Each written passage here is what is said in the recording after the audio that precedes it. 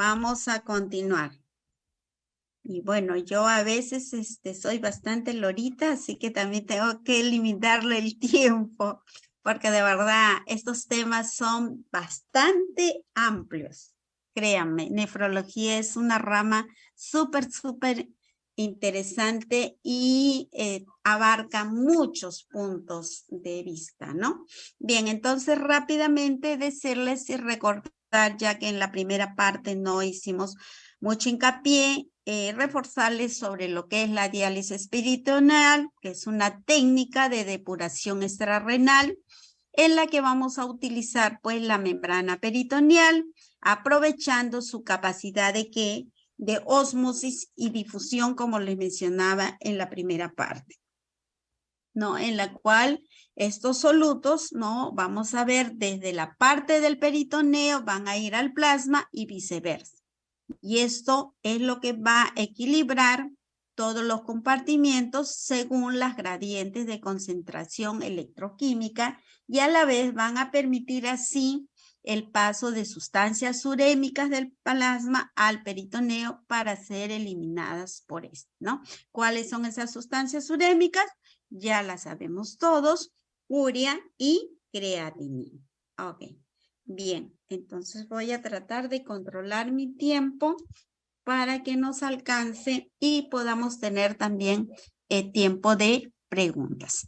El peritoneo es una membrana biológica, recuerden, es semipermeable a líquidos y solutos y está basado en este hecho fisiológico, por lo cual la diálisis peritoneal va a lograr eliminar sustancias tóxicas y agua del organismo. Entonces, esa es la base científica por la cual se elige el peritoneo, ¿no? Porque es una membrana biológica semipermeable a líquidos y solutos, ¿ya? Y esto pues nos va a permitir eliminar las sustancias tóxicas y el exceso de agua.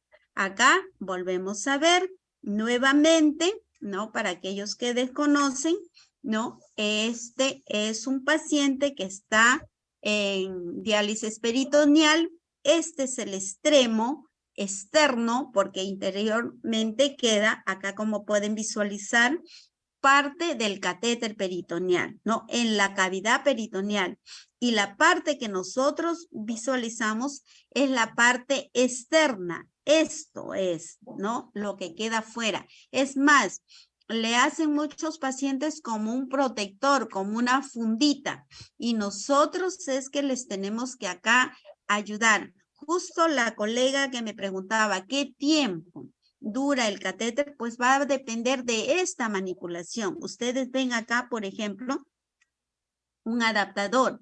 Esto mañana que se hace la parte de entrenamiento, se va a volver a tocar este tema con mayor detenimiento. Entonces acá se desenrosca y se enrosca y acá se hace un clamp y ingresa, ¿no? Esta solución que debe estar tibia, esta solución no entra fría, porque luego va a producirles pues ciertos problemas y molestias en el paciente como tipo de calambres, ¿no? Y dolor abdominal.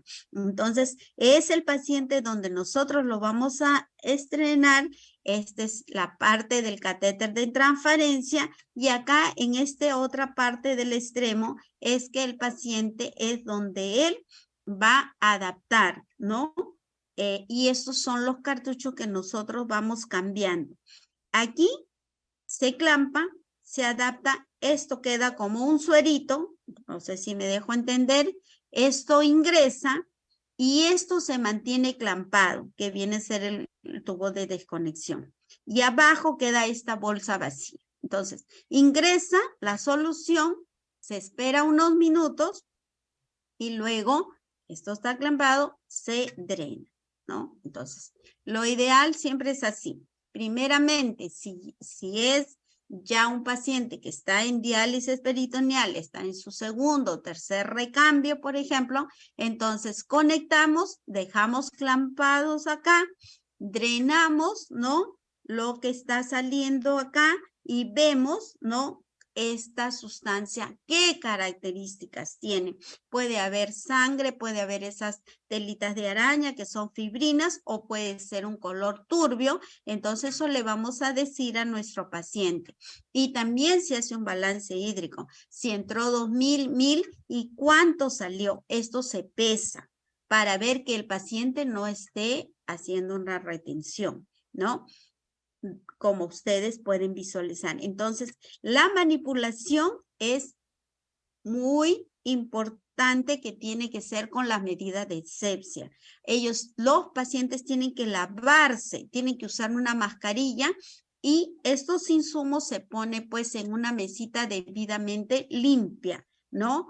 Que se pasa generalmente un alcohol gel.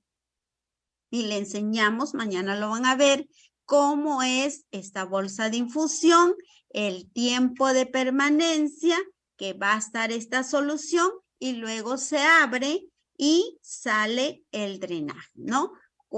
Cuánto está saliendo. Entonces lo hemos pintado acá de colorcito para que nosotros veamos la diferencia. Pero no es que debe de salir de este color. El color debe ser transparente, ¿no? O sea, medio un ligero amarillito, así, ¿no? No debe de estar hemorrágico. Y hay 4 recambios, por lo general, pero esto va a depender de las condiciones del paciente, va a depender de la indicación de la parte médica, cuántos recambios le va a indicar, ¿no? Le puede indicar 1 recambio, 2 recambios, 3 recambios, 4 recambios. Por lo general son 4 recambios que se hacen, ¿no?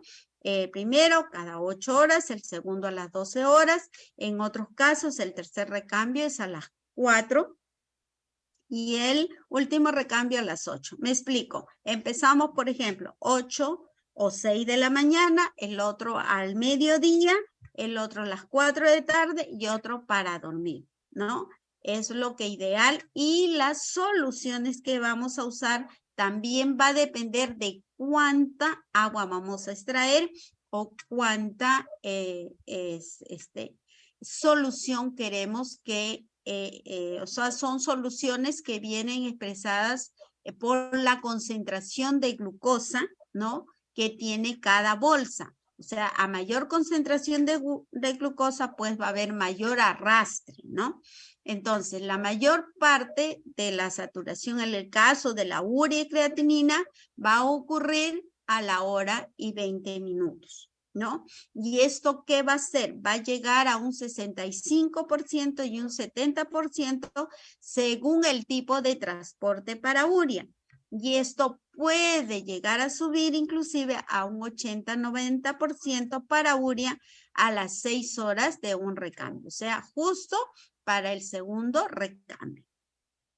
Si se retira el recambio y se inicia otro, que ya estaríamos hablando de un tercer recambio, se va a producir 2 curvas de este tipo en el mismo tiempo. ¿Y eso qué es lo que va a ocurrir ahí? Que la diálisis peritoneal automatizada, aquella se hace con cicladora, permite mantener la máxima gradiente de concentración la mayor parte de tiempo posible, ¿no? Esto es el por qué y la razón de cada una de estas sesiones de diálisis. Y el líquido de diálisis, porque está formado. Acá les decía, esta es una bolsa de diálisis que cuando nosotros la vamos a colocar, tiene que primero verificar, así como las bolsitas de suero, la fecha, caducidad, todos los días correctos. Tenemos que ver si antes de nosotros hacer el clampaje acá y desde acá y esto celestito, eso se rompe, ¿no? Que si esto está debidamente sellado, la coloración, si esto no está turbio, y entonces esto lo que nosotros acá, este extremo de acá, es el que vamos a nosotros clampar donde hacia la parte externa, la línea de transparencia del paciente, ¿no? Eso es lo que va a hacer. Y esta otra parte, que es una bolsa vacía, es por donde va a drenar. Pero nosotros vamos a jugar con esto, ¿no? Es un sistema de doble bolsa por general, puede ser Fresenius, puede ser Baxter, dependiendo del laboratorio que el paciente, o sea, el que va a recibir, ¿no? Los materiales de estas bolsas pueden ser de PVF y de Biofine. Los electrolitos y minerales son para mantener la homeostasis. Entonces, este es el fundamento de estos líquidos de diálisis. Un agente osmótico para facilitar la ultrafiltración. O sea, por ejemplo, en glucosa de concentraciones de 13,06 a 42,5 gramos por litro. Entonces, eso es lo que va a determinar de acuerdo a qué concentración, a cuánto queremos sacar, lo que le va a designar, en este caso, el galeno, ¿no? Un tampón que viene acá es un tampón para corregir la acidosis metabólica, que viene a ser el lactato y el bicarbonato. Eso es lo que usamos en caso que hay una acidosis metabólica. Como les decía, lo vamos a ir viendo con mayor detenimiento ya el día de mañana, que van a hablar nuestras colegas. Y aquí para mencionarles rápidamente, por ejemplo, de Baster, mezcla de bicarbonato y lactato en proporciones de 25 milimol, perdón, de bicarbonato y 15 milimol por litro de lactato. Su pH que nos va a dar una mezcla de 7,4 en un envase de PVC. Y en el caso de Fresenius también presenta dos compartimientos, uno con glucosa y otro con electrolitos. Y el otro con el tampón. ¿Recuerdan cuál era el tampón? ¿Sí? Ok. Entonces es exclusivamente, en este caso, bicarbonato. Esta bolsa, a diferencia de Fresenius, no es de PVC, sino es de Biofine. Y el de la envoltura externa es Biofine con óxido de silicio. O sea, son las características de las bolsas que tienen que tratar de ser biocompatibles. Acá estamos viendo a grosso modo lo del acceso peritoneal, que también vamos a incidir el día de mañana que nos toca, pues en forma mucho más específica. Acá pueden ver uno de estos tipos de catéter estenco, recto y cuello de cisne, catéter peritoneal de lujo rápido, ¿no? Son los catéteres más usados, ¿no? Después de realizadas las modificaciones, ¿no? Catéter Tenco de una anilla, en fin, o un Dacron, en fin, todos los tipos de catéteres y van a ser de acuerdo al tipo, a la edad del paciente y las condiciones que él requiera. Esta condición, la localización del cemento intraperitoneo, está en el espacio libre de la pelvis menor y mejor en el fondo, en el saco de Douglas. Esta cavidad peritoneal, por eso, debe estar ocupada por múltiples estructuras como el mesenterio y el epípleo, con áreas intestinales, trompas de Fallot, etcétera, ¿no? Y puede haber riesgo de que el catéter se pueda obstruir por la cercanía, lo que le decía, una de las complicaciones más comunes, y se tapa. Si se logra permeabilizar, permanece el catéter, pero si no, se tiene que extraer, ¿no? Bien, o sea, a grandes rasgos, acá pueden volver a ver el implante del catéter peritoneal. También nuevamente, ¿no? Este es un tipo colite chancho.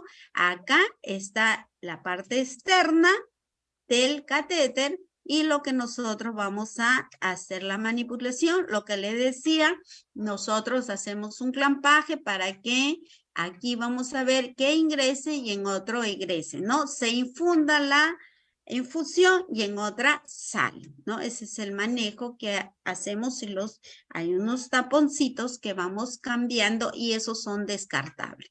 En cuanto a las modalidades de diálisis, pues la gran mayoría nos hemos cifrado, esta la va a seleccionar aquí ya de acuerdo a su preferencia y estilo de vida, va a seleccionarlo el paciente, pero ojo, si bien es cierto, muchos van a querer la cicladora, pero no contamos con toda la cantidad de cicladoras. ¿Ok? que debería de ser lo ideal. Entonces otros van a optar, la gran mayoría están en diálisis peritoneal ambulatoria continua, cuyas iniciales son CAPD, o diálisis peritoneal continua asistida por un ciclador, cuyas iniciales son CPD, ¿no? Que se hace con una maquinita, ya cuando el paciente está durmiendo, y está, como ven, el paciente está en su casa, no está con guantes, se le enseña un buen lavado de manos. Cuando él recién se va a desconectar, él tiene que usar su mascarilla y tiene que tener una mesa bien limpia donde va a poner todos los insumos. Pero ya una vez que él está conectado y esperamos un tiempo, él podría estar hasta leyendo, ¿no? A diferencia acá, ya se ponen todas las bolsas en esta máquina cicladora y él está durmiendo y es la máquina la que hace cada tiempo de recambio, ¿no? Entonces, ¿cuáles son las ventajas y desventajas de esta modalidad? Porque tenemos varias modalidades. En el caso de la diálisis que es ambulatoria, pues dentro de ellas sus ventajas son que hay menor aporte de glucosa. Tiene el paciente mayor tiempo libre, hay menor incidencia de peritonitis, menor incidencia de IOS y menor tiempo de permanencia con un mejor ultrafiltrado, ¿no? Hay una menor presión intraabdominal hacia el lado costado y mejora la anorexia. Esas serían sus ventajas. ¿Cuáles serían sus limitaciones en este caso? Pacientes sin función renal residual. Recuérdales que les mencionaba, hay pacientes que tienen función residual, o sea, aquellos que orinan, ¿no? Que pueden tener pues 400, 500, tienen todavía una función renal residual. Otros son completamente anúricos. Pacientes con transporte peritoneal bajo, ¿no? Entonces, si transporte es bajo, es igual como los que trabajan en diálisis, que tienen un filtro y dicen pues que colapsa porque no da buen flujo. Igual puede pasar también en el transporte peritoneal. Es muy bajo, no permite hacer un buen ultrafiltrado. Pacientes con masa corporal elevada o ingesta de proteínas altas. También son otras, en este caso, limitaciones. ¿Y qué vemos, por ejemplo, a que llamamos la diálisis peritoneal tidal? En este caso es una diálisis intermitente, ¿no? Y acá usa la cicladora, o sea, la maquinita. Deja un volumen durante la primera sesión. Hay un volumen tidal, ¿no? En este caso, y inicia unos 3000 cc, ¿no? 3 litros. Luego, a los 20 minutos aproximadamente, ya empieza a drenar el volumen prescrito y repone esa cantidad. O sea, se ingresa con 3 litros, una bolsa de 3 litros, se espera 20 minutos y drena los 3 litros. Pero de ahí a las 8 a 10 horas, que puede ser de día o de noche, y en este caso, en la DP tidal, ya queda la cavidad vacía. Estamos, ¿sí? Y el paciente está descansando. Entonces, ¿en qué casos usamos esta maquinita? Acá vemos a la paciente, está con su mascarilla, con sus manos bien limpias, posa asexia, ya conectado, acá sus bolsas y acá pues están todas las líneas en las cuales se va a realizar su recambio. ¿En qué casos? Cuando el catéter es mal funcionante para aumentar las dosis de diálisis, cuando hay hiperpermeabilidad de la membrana o cuando hay algún otro criterio médico. Entonces, de acuerdo a eso, se le va a decir qué tipo de diálisis y cuáles son sus ventajas y desventajas. Por ejemplo, hay aumento de la dosis de la diálisis, hay aumento de la ultrafiltración y dentro de las desventajas hay una pobre eliminación de moléculas grandes, ¿no? Y el costo es elevado con altos volúmenes. ¿Por qué? Porque ponen mayor cantidad, porque en este caso, pues los costos de estas máquinas son altos. ¿Y qué pasa en el caso de la diálisis peritoneal continua ambulatoria? En este caso se realiza de forma ambulatoria en casa del paciente y el abdomen permanece lleno, mientras que en el otro pasa vacío, recuerden, ¿no? Durante las primeras 24 horas del día, más utilizado en todo el mundo porque es bien simple el procedimiento, otorga mayor libertad en cuanto a la dieta, ¿no? Sin uso de ninguna máquina y generalmente el paciente inicia su diálisis peritoneal continua ambulatoria.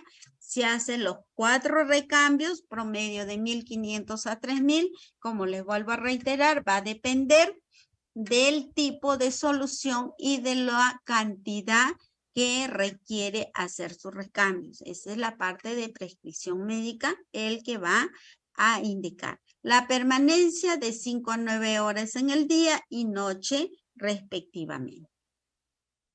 Entonces acá ustedes pueden ver, esta ambulatoria se realiza, luego en la noche, después pasa al otro día y así sucesivamente. Acá se hizo sus 3 a 4 recambios de acuerdo a cómo le indica. Entonces en la diálisis peritoneal continua ambulatoria, ya hemos hablado sobre sus indicaciones, ventajas y inconvenientes. Sobre todo, ¿en quién está indicado? Pacientes mayores, ¿no? Los geriátricos. Aquellos pacientes que tienen poca capacidad de aprendizaje. Porque con la cicladora es un poquito más difícil. Como paso previo a la diálisis peritoneal ambulatoria, elección del propio paciente. ¿Sí?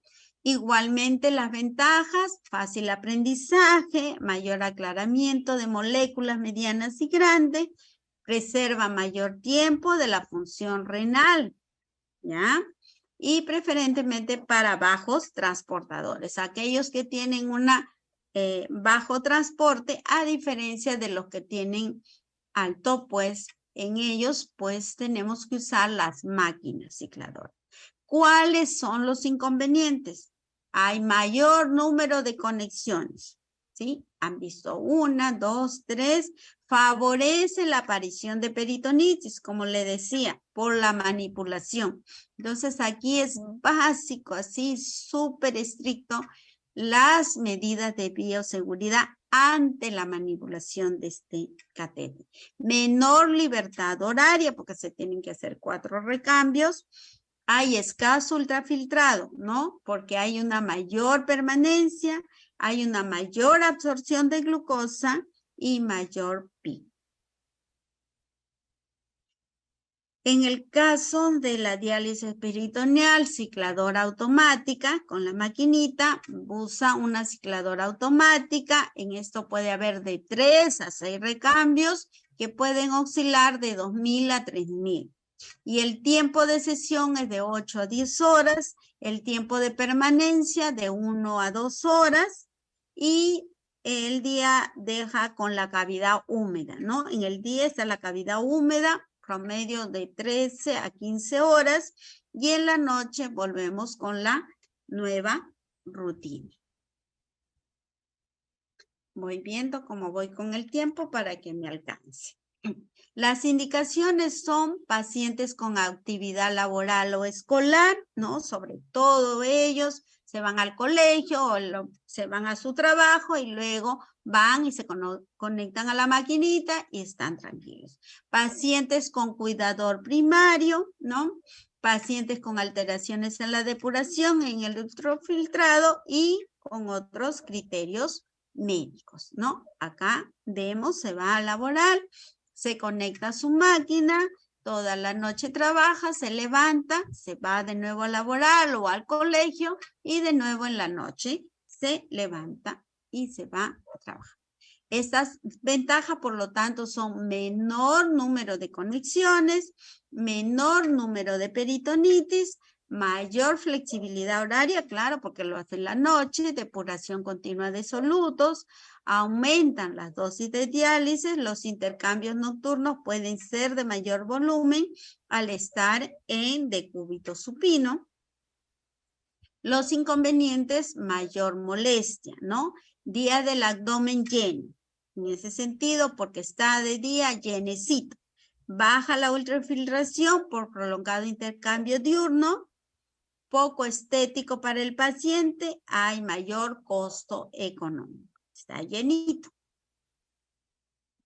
¿Y qué vemos en el tipo de diálisis peritoneal plus o amplificada? Este es otro tipo, ¿no? De diálisis en la cual son para pacientes que prefieren la diálisis peritoneal, pero que requieren un aumento de las dosis de diálisis. O sea, ya no solamente son 4 recambios lo que mayormente se da, sino se van a incrementar.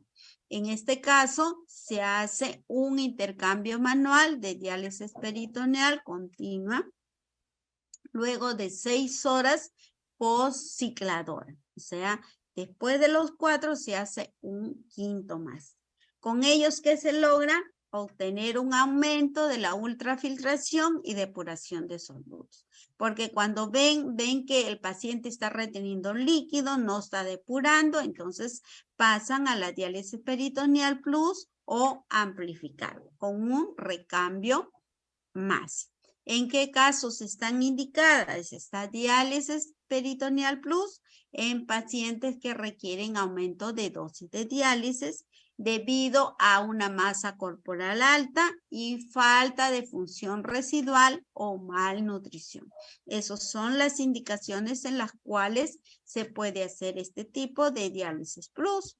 Estabilidad metabólica y ultrafiltración continua. Hay baja absorción de glucosa, ¿no? Sobre todo para los pacientes diabéticos. Mejor control de la glucemia en los pacientes diabéticos, ¿no? Interesantísimo. Entonces, a los pacientes diabéticos les cae bien este tipo de diálisis plus. Pero, sin embargo, tenemos ciertos inconvenientes. ¿Cuáles son? Que requiere una cicladora y también que requiere de un intercambio manual. Igualmente tenemos en cuanto hay un mayor espacio para almacén y bueno, pues tiene que ver de un de un alto consumo económico, es cara. Y hablando acá, que fue para Ceril, creo, si no recuerdo, en cuanto a las diálisis peritoneales pediátricas. ¿Cuáles son sus ventajas? Acá vemos, pues, acá el niño está feliz y contento, está con su mamá. Para él, pues, esto es beneficioso. Diferente de un catéter, de un absceso vascular que lo tiene acá el pacientito, o que tenga una fístula en el cual le van a poner pues unas bránulas terribles. Entonces, eso a estos niños pues le da mucho temor. No, porque ya no van a estarlo hincando cada rato, porque el niño lo que más teme, ¿qué es? Las agujas, ¿verdad? Entonces, la posibilidad de ser realizada en lactantes y neonatos, que a menudo es la única alternativa que hay. O sea, sobre todo en ellos, ¿no? Porque imagínense cómo van a crear una fístula en un lactante y un neonato. Imposible, ¿no? Por el tipo que ellos tienen. Mantenimiento más prolongado de la función renal residual. Hay ausencia del síndrome de desequilibrio y con menor restricción de líquidos. Esto es importantísimo, ¿no? Hay menos restricción de líquidos. ¿Qué otra cosa es importante? Consigue una ultrafiltración constante con mayor estabilidad hemodinámica y mejor control de la presión arterial.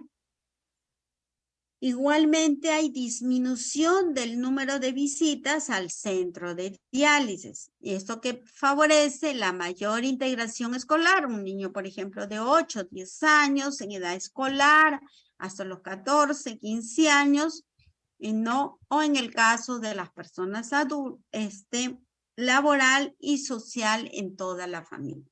No, les digo.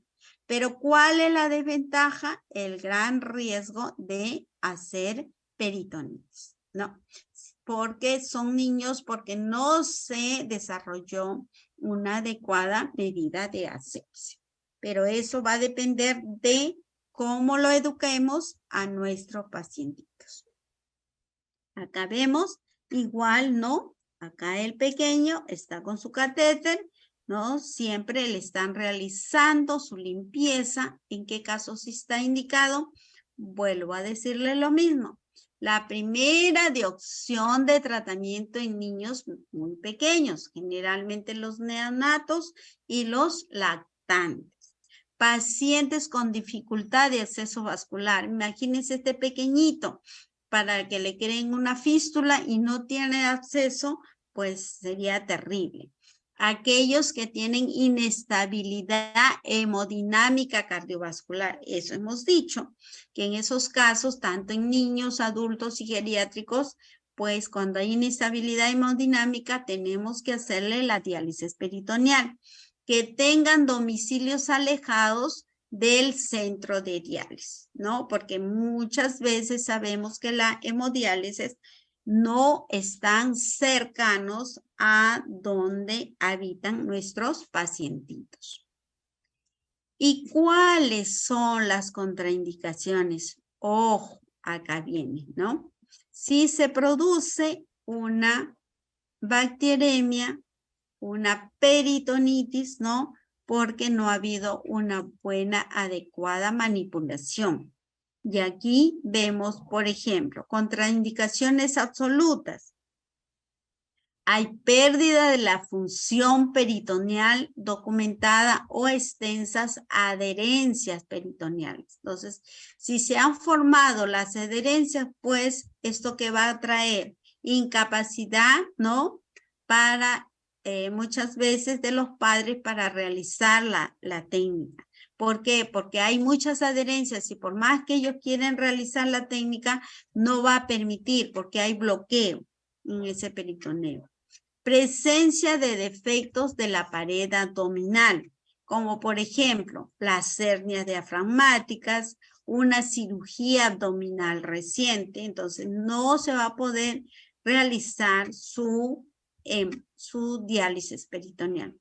Y dentro de las contraindicaciones relativas, pues vamos a tener, igual que en los adultos, fugas peritoneales. O sea, hay fuga a través del orificio, ¿no? Del catéter peritoneal, que sí se puede presentar una de esas complicaciones.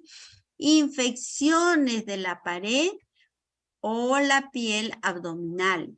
Enfermedades intestinales inflamatorias o isquémicas. Y también puede haber, ¿qué cosa? Malnutrición grave.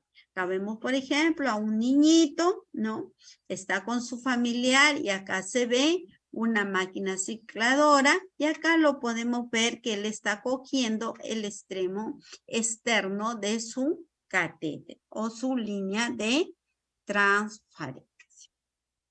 Entonces, después de todo estas ventajas y desventajas que hemos hablado en cuanto a cada una de los tipos o modalidades de diálisis peritoneal que nosotros tenemos, vamos a cerrar en cuanto a las ventajas y desventajas de la diálisis peritoneal respecto a la hemodiálisis. Dentro de ellas tenemos, por ejemplo, hay en las hemodiálisis, mayor extracción de solutos, pero como desventaja, rápida corrección electrolíticos que predispone a la arritmia. Eliminación del exceso de agua corporal con mayor rapidez, ¿no? Poca tolerancia en pacientes inestables y con enfermedad cardíaca avanzada. Menos pérdida proteica y el paciente tiende a estar hospitalizado. Menor tiempo de exposición de 3 a 4 horas, riesgo de diálisis inadecuada por hipotensión. Seguimiento médico más cercano, riesgo de contraer hepatitis. Mejor opción en el caso de urgencias, mayor deterioro de la función residual gradual. Menor riesgo cardiovascular y dislipidemias. Hay disfunción del acceso vascular. Se puede programar los parámetros deseados de las sustancias en la sangre y como desventaja tenemos la hipoglucemia. Menor infección de la fístula, riesgo de hemorragia por necesidad de anticoagulación, ¿no?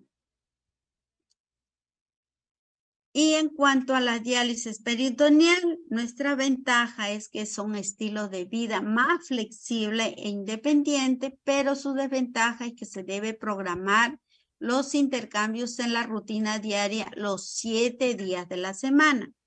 En cuanto a sus ventajas, las visitas a la clínica se realizan al mes y como desventaja requiere un catéter permanente fuera del cuerpo.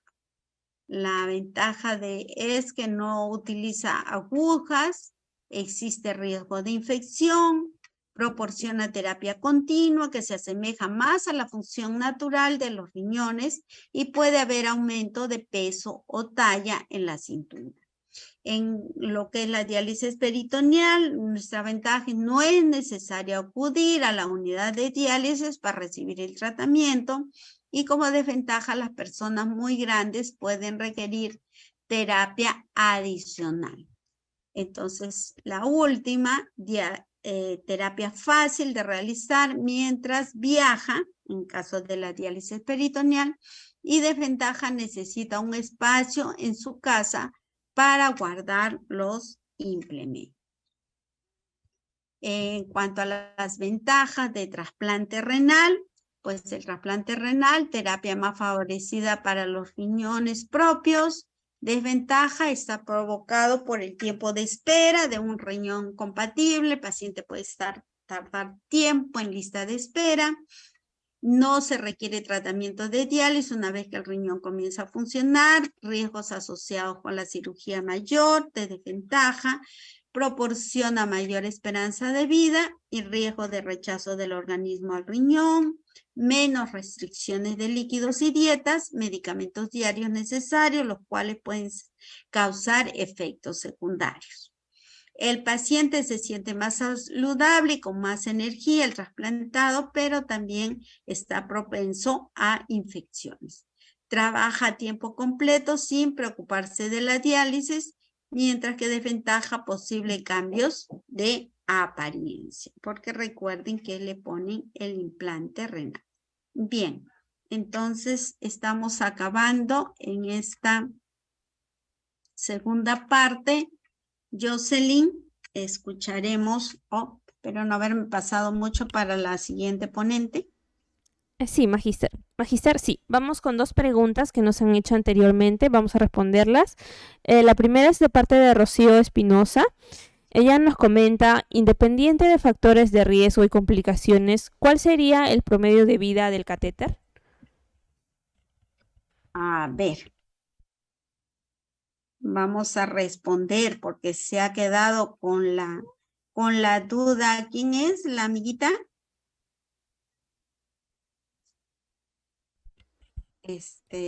Sí, Rocío. Ya, ella quiere saber exacto el tiempo de permanencia del catéter peritoneal, ¿ok? Sí. Bien. En nuestro país, el catéter TENCO, tiempo de permanencia es, bueno, si lo ponemos en cuanto a si se refiere supongo, a los años, ¿no? ¿Sí? Puede durarte de 1 a 3 años con un cuidado adecuado. Si en caso, pues no hay complicaciones como son pues las que le he mencionado directamente, ¿no? O hay un proceso de coagulación, una fístula, una rotura, etc. Ese es el promedio que tenemos considerado de 1 a 3 años, licenciada.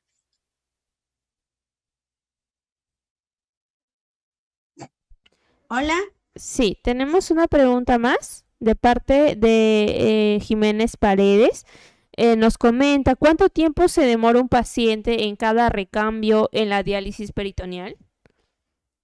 Ya, son aproximadamente unos 20 a 30 minutos. Y eso también va a depender, ojo, va a depender a veces por la posición. Y la posición en que está el catéter también. A veces en algunos pacientes la posición fetal, ¿no? Les ayuda mucho más al ingreso y al drenaje del líquido peritoneal. En algunos, normal, puede demorarle hasta más de media hora, dependiendo de el goteo, como nosotros estamos pasando esa solución. Pero promedio es 30 a 40 minutos. Un promedio. Muy bien, muchas gracias, licenciada o licenciado Jiménez Paredes. Vamos con una pregunta, tenemos desde Facebook. A ver. ¿Sí? Por lo general, ¿quién realiza... ok, el proceso por lo general, ¿quién lo realiza? ¿Es el nefrólogo? ¿Quién coloca el catéter Sí, peritoneal? ¿A eso se refiere? sí. No le entendí. ¿O quién hace el procedimiento de los A recambios? ver si podrían complementar la pregunta, por favor, para que lo puedan revisar.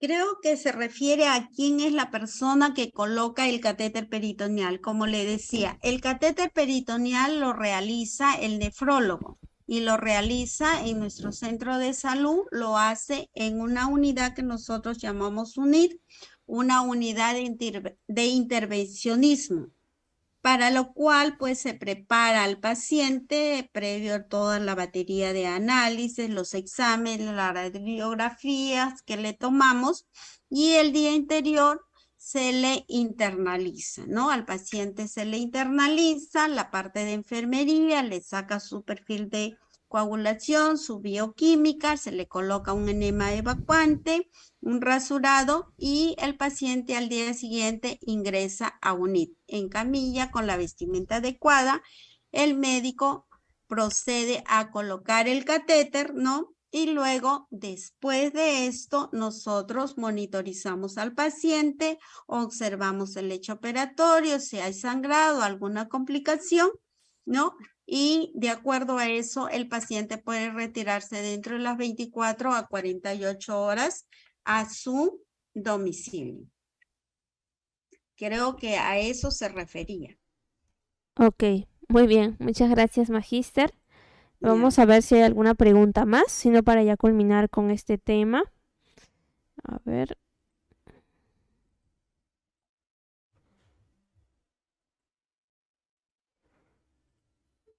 Bueno, vamos unos segundos más. Vamos a esperar unos segundos para ver si alguien se puede animar a hacer su pregunta. Pueden levantar la manito también para poder oírlos.